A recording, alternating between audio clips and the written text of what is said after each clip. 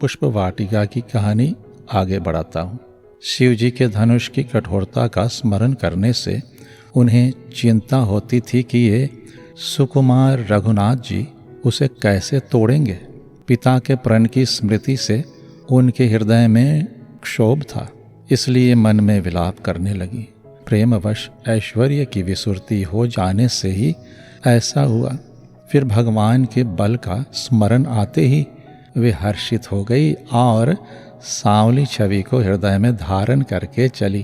प्रभु श्री राम जी ने जब सुख, स्नेह, शोभा और गुणों की खान श्री जानकी जी को जाती हुई जाना, तब परम प्रेम की कोमल सिहाई बनाकर उनके स्वरूप को अपने सुंदर चित्तरूपी भीति पर चित्रित कर लिया। सीता जी पुनः भवानी जी के मंदिर में गई और उनके चरणों की वंदना करके हाथ जोड़कर बोली, हे श्रेष्ठ पर्वतों के राजा, हिमांचल की पुत्री पार्वती, आपकी जय हो, जय हो। हे महादेव जी के मुखरूपी चंद्रमा की ओर टकटकी लगाकर देखने वाली चकोरी, आपकी जय हो। हे हाथी के मुख वाले गणेश जी और 6 मुख वाले स्वामी कार्तिक जी की माता, हे जगत जननी, हे बिजली की सी कांति युक्त शरीर वाली, आपकी जय हो। आपका न आदि है, न मध्य है और न अंत है। आपके असीम प्रभाव को वेद भी नहीं जानते। आप संसार को उत्पन्न, पालन और संहार करने वाली हैं। विश्व को मोहित करने वाली और स्वतंत्र रूप से विहार करने वाली हैं। पति को इष्ट देव मानने वाली श्रेष्ठ नारियों में हे माता, आपकी प्रथम गणना है। आपकी अपार महिमा को हजारों सरस्वती और शेष जी भी नहीं कह सकते। हे भक्तों को मुँह मांगा वर देने वाली, हे त्रिपुर के शत्रु शिव जी की प्रिय पत्नी, आपकी सेवा करने से चारों फल सुलभ हो जाते हैं। हे देवी, आपकी चरण कमलों की पूजा करके देवता, मनुष्य और मुनि सभी सुखी हो जाते हैं। मेरे मनोरथ को आप भली भांति जानती हैं, क्योंकि आप सदा सबके हृदय रूपी नगरी में निवास करती हैं। इसी कारण से मैंने उसका प्रकट नहीं किया। ऐसा कहकर जानकी जी ने उनके चरण पकड़ लिए। गिरिजा जी सीता जी के विनय और प्रेम के वश हो गई। उनके गले की माला खिसक पड़ी और मूर्ति मुस्कुराई। सीता जी ने आदर पूर्वक उस प्रसाद यानी कि माला को सिर पर धारण किया। गिरिजा जी का हृदय हर्ष से भर गया और वे बोली, हे सीते, हमारी सच्ची आशीष सुनो, तुम्हारी मनोकामना पूरी होगी। नारद जी का वचन सदा पवित्र है, संशय, भरम और दोष से रहित है और सत्य है। जिसमें तुम्हारा मन अनुरक्त हो गया है वही वर तुमको मिलेगा। जिसमें तुम्हारा मन अनुरक्त हो गया है वही स्वभाव से ही सुंदर सांवला वर श्री रामचंद्र जी तुमको मिलेगा। वह दया का खजाना और सुजान सर्वज्ञ है, तुम्हारे शील और स्नेह को जानता है। इस प्रकार श्री गौरी जी का आशीर्वाद सुनकर जानकी जी समेत सब सखियां हृदय में हर्षित हुई। तुलसीदास जी कहते हैं कि भवानी जी को बार बार पूज कर सीता जी प्रसन्न मन से राजमहल को लौट चली। गिरिजा जी को अनुकूल जानकर सीता जी के हृदय को जो हर्ष हुआ वह कहा नहीं जा सकता। सुंदर मंगलों के मूल उनके बाएं अंग फड़कने लगे। हृदय में सीता जी के सौंदर्य की सराहना करते हुए दोनों भाई गुरु जी के पास गए। श्री रामचंद्र जी ने विश्वामित्र जी से सब कुछ कह दिया, क्योंकि उनका सरल स्वभाव है। छल तो उसे छूता भी नहीं है। फूल पाकर मुनि ने पूजा की। फिर दोनों भाइयों को आशीर्वाद दिया कि तुम्हारे मनोरथ सफल हों। यह सुनकर श्री राम लक्ष्मण सुखी हुए। श्रेष्ठ विज्ञानी मुनि विश्वामित्र जी भोजन करके कुछ प्राचीन कथाएं कहने लगे। इतने में दिन बीत गया और गुरु की आज्ञा पाकर दोनों भाई संध्या करने चले।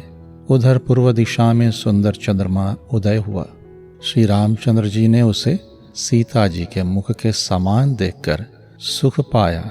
फिर मन में विचार किया कि यह चंद्रमा सीता जी के मुख के समान नहीं है। खारे समुद्र में तो इसका जन्म, फिर उसी समुद्र से उत्पन्न होने के कारण विष इसका भाई। दिन में यह मलिन शोभाहीन निस्तेज रहता है और कलंकी यानी कि काले दाग से युक्त है। बेचारा गरीब चंद्रमा सीता जी के मुख की बराबरी कैसे पा सकता है?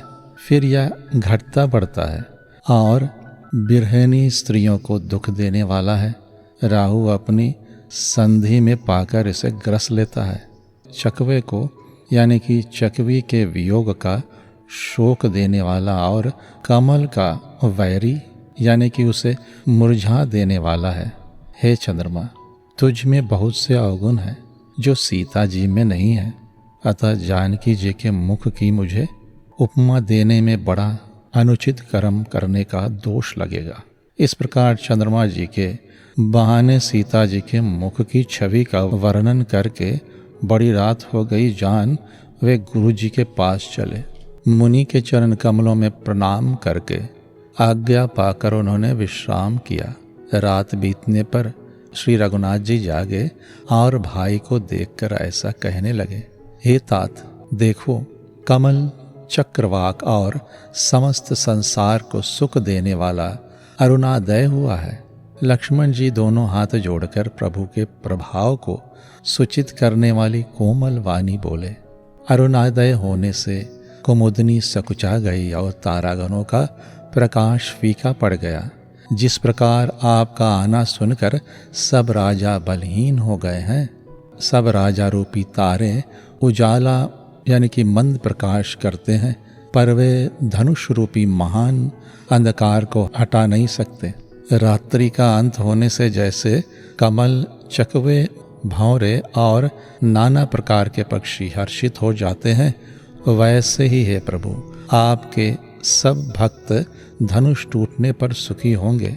सूर्य उदय हुआ, बिना ही परिश्रम अंधकार नष्ट हो गया, तारे छिप गए, संसार में तेज का प्रकाश हो गया। हे रघुनाथ जी, सूर्य के अपने उदय के बहाने सब राजाओं को प्रभु यानी कि आपका प्रताप दिखलाया है। आपकी भुजाओं के बल की महिमा को उद्घाटित करने यानी कि खोल कर दिखाने के लिए ही धनुष तोड़ने की यह पद्धति प्रकट हुई है। भाई के वचन सुनकर प्रभु मुस्कुराए। फिर स्वभाव से ही पवित्र श्री रामचंद्र जी ने शौच से निवृत्त होकर स्नान किया और नित्य कर्म करके वे गुरु जी के पास आए। आकर उन्होंने गुरु जी के सुंदर चरण कमलों में सिर नवाया। तब जनक जी ने शतानंद जी को बुलाया और उन्हें तुरंत ही विश्वामित्र मुनि के पास भेजा। उन्होंने आकर जनक जी की विनती सुनाई। विश्वामित्र जी ने हर्षित होकर दोनों भाइयों को बुलाया। शतानंद जी के चरणों की वंदना करके प्रभु श्री रामचंद्र जी गुरु जी के पास जा बैठे। तब मुनि ने कहा, हे तात, चलो, जनक जी ने बुला भेजा है। आज के लिए बस इतना ही। जय श्री राम।